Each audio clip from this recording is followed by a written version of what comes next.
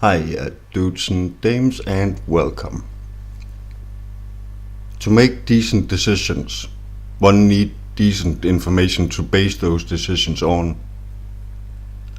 I will, through a series of videos, attempt to show exactly why anyone who enjoys the freedom and culture of the West should be aware of a few things that is unfolding internationally. Especially those who call themselves moderate or progressive Muslims should pay extra attention to this. First, we'll take a look at the history of Islam. It is essential to understand what is going on at all. Here is a little about the speaker we are about to see, Brigitte Gabriel, who is an international and national security expert. She is now the founder and president of Act for America. Ms. Gabriel is one of the leading national security experts in the world, providing information and analysis on the rise of Islamic terrorism. Ms. Gabriel lectures nationally and internationally about national security and current affairs. Her expertise is sought after by world and business leaders.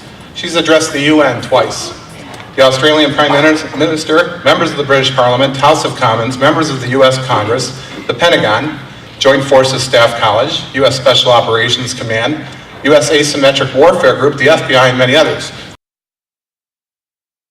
She will now take us through 1400 years of history in 10 minutes. Prophet Muhammad supposedly got his revelation from the angel Gabriel in the early 600s that he is supposed to be the last of the prophets. So he started preaching in his own city, Mecca, telling them about his new religion.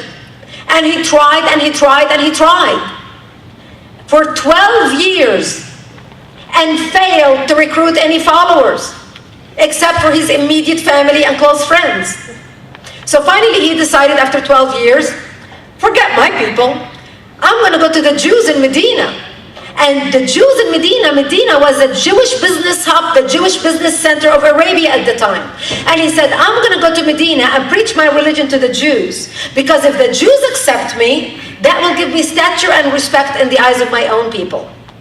And in order for Muhammad to sell his religion to the Jews, to make it more palpable to them, to accept him, he borrowed a lot from the Old Testament and incorporated it into his new religion, Islam. This is why you see a lot of similarities between Judaism and Islam. For example, Jews don't eat pigs, Muslims don't eat pigs. Jews pray a few times a day, Muslims pray a few times a day. Jews fast on Yom Kippur, Muslims fast on Ramadan. Religious Jews wash their hands before meals, for prayers. Muslims do the same thing. So Muhammad packaged this whole new package deal about the people of the book and the people of the book and went to Medina and started preaching to the Jews. And after he tried, the Jews said, no, thank you. We like our religion. We accept you. You're a nice guy. We welcomed you as our guest in our city. But thank you so much. We are very happy being Jewish, and we do not want to become Muslims. We do not want to accept you. And that's when Prophet Muhammad became a military warrior and declared war against them. That's when Islam changed from being a spiritual movement in the first 12 years of Islam into becoming a political movement cloaked in religion. This is why when the Muslims celebrate the New Year, just like the Chinese have the New Year's, the Jews have the New Year's, the Muslims have the New Year. Their New Year is based on the year of the Hijrah, the year Muhammad went to Medina and Islam became a political movement cloaked in religion. They don't consider the New Year, they don't celebrate the New Year based on when Muhammad got his revelation from the angel Gabriel. It's when Muhammad became a military warrior and the political birth of Islam. That's the Islamic New Year. When the Jews refused to accept Muhammad, he turned against them. He started expelling them out of their homes. He started taking their goods. Jews and Christians became dhimmi under Islam, second-class citizens. Jews were not allowed to blow the shofar. They were not allowed to build temples. They were not allowed to pray publicly. Jews were not allowed to ride horses. They could only ride donkeys. Jews became najis. Najis is the Arabic word for filth, bodily fluid, dogs, all these things that are supposedly cursed by Allah. And Jews and Christians could not ring church bells. Christians could not pray publicly. They could not build churches. So, and the way they paid the jizya or the protection tax was by a monthly ceremony where the Jew or the Christian would kneel on his knees publicly and hand his goods to the mullah, whatever those goods were, happened to be at that time. And in many areas, Jews and Christians were given a receipt to wear around their neck as a necklace to show that they paid or they bought their protection, the jizya, the protection tax. As a matter of fact, Islam came up with identifiable clothing for the Jews. The yellow star, which most people think is a German invention, the yellow star is an Islamic invention by the second Khalif, the Khalif al-Mutawakkil in Iraq, who came up with the yellow star for the Jews to identify the Jews as they walk down the street. Because in that part of the world, everybody looks the same. For the Christians, they came up with the zunar, the belt that all of you men are wearing around your pants. That's called the zunar in Arabic. That was what they came up with to identify the Christians as they walked down the street. This became the fate of the Jews and the Christians under Islam. Islam continued to grow out of Arabia. They went all the way to Jerusalem. They conquered Jerusalem. In Jerusalem, Christians could not ring church bells. In the place of the birth of Christ, the city of Christ, Christians could not ring church bells. Christians could not pray publicly. Christians could not build churches. That's when the Pope in Rome in 1090 looked at the Christians in Europe and said, you need to rise and co-defend the Christians and liberate them from the grip of Islam in Jerusalem. That's why the Crusaders were launched in 1090.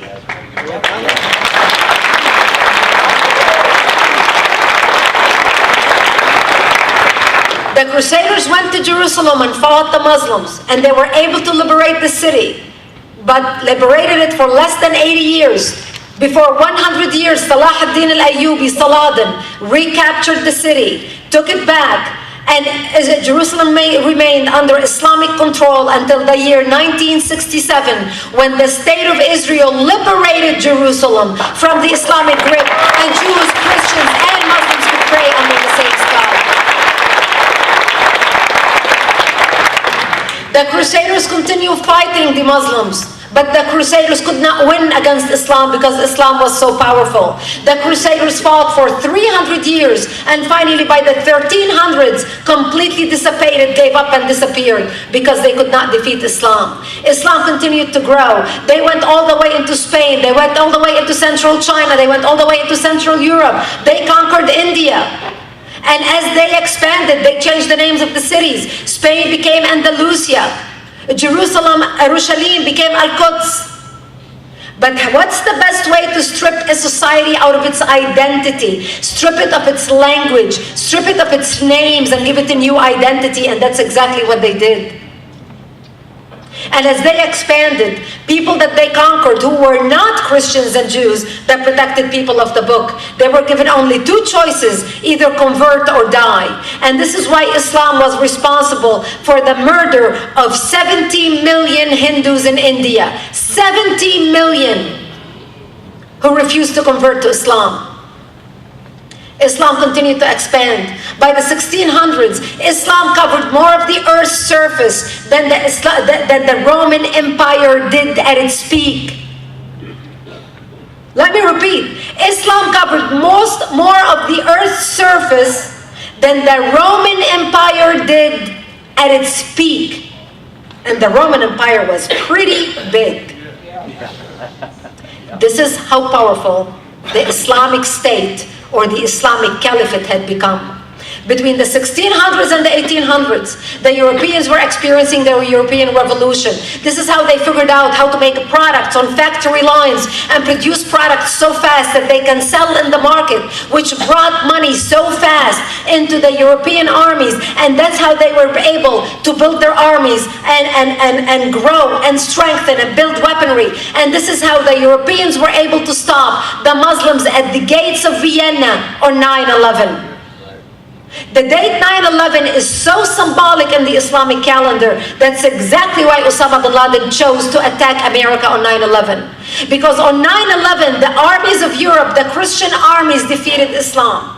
And right now, America is the pinnacle of Christendom in the eyes of the Islamists worldwide, because America is the superpower of the Judeo-Christian value system and of the Western world, Western civilization. The Europeans stopped them at the gates of Vienna, and then they started kicking them out of cities, out of towns, out of countries, and they kicked the Muslims all the way into North Africa and the Middle East. And that's why you see the concentration of Muslims in North Africa and the Middle East. And the Islamic Caliphate, or the Islamic Empire, or the Islamic State ended in 1924 in Turkey by President Ataturk, less than 100 years ago. By the time the Islamic Empire ended, the Islamic State ended, it had ruled for 1400 years and killed in the process 270 million people killed by the sword. Because remember, back then there was no weapons of mass destructions. There was no biological weapons. How many of you knew this history? Raise your hand. Oh, you're good Act for America members. Okay, good education. Where's Dan? Good education, Dan. Good for you. And Beverly and everybody else. Good. Usually when I ask this question, when I'm speaking to public, you see these little hands kind of, shaking, not sure. Maybe one or two finally mix it up, shaking, because they are really not sure how much they knew. It is shocking. But you see, we have very little knowledge of history outside of this group. Very little knowledge of history. We don't teach history. Our enemy knows their history. We don't know our history. Right now, right now you talk to a teenager. You ask them, tell me about World War II. They look at you with their eyes crossed. World War II, for them, that's ancient history. This is how ignorant we are of history. And you hear people talk about, the Islamic State as if it's a new phenomenon. The Islamic State ended less than 100 years ago. What the Muslims did is just re-establish the Islamic Caliphate. What's new? They feel it is their right. As a matter of fact, after the Islamic State ended in 1924 by President Ataturk, a group of Muslims in Egypt got together and they said, how can Christendom win over Islam? Islam is superior to all other religions. Muslims are superior to all other people. Therefore, we need to organize, re-strengthen, and re-establish the caliphate. And they started organizing. The Muslim Brotherhood, Al-Ikhwan al-Muslimin, started in Egypt in 1928. And today the Muslim Brotherhood has 70 offshoot Islamic organizations, including Al-Qaeda, Hamas, and ISIS. Remember, al-Baghdadi, the head of ISIS, was in our prisons in 2011 as a leader of the Muslim Brotherhood. This is the same al-Baghdadi who re-established the Islamic State. The Islamic State that President Obama tells us, and he insists, it's not Islamic, it has nothing to do with Islam. Because President Obama knows better than al-Baghdadi, the Khalif, the head of ISIS, who has a PhD in Islamic theology out of the University of Baghdad, no less. If you enjoy 1.5 hour long presentations, I strongly encourage you to watch the full video linked in the description. If not, I will be featuring part of it in the coming videos. That was a mouthful, so I'll let you chew a little on that while I make the next on Brigitte's personal story. I find it extremely similar to what is happening in Europe at the moment, and she has first-eye account of what happens when these forces move in. See you next time, and thanks for watching.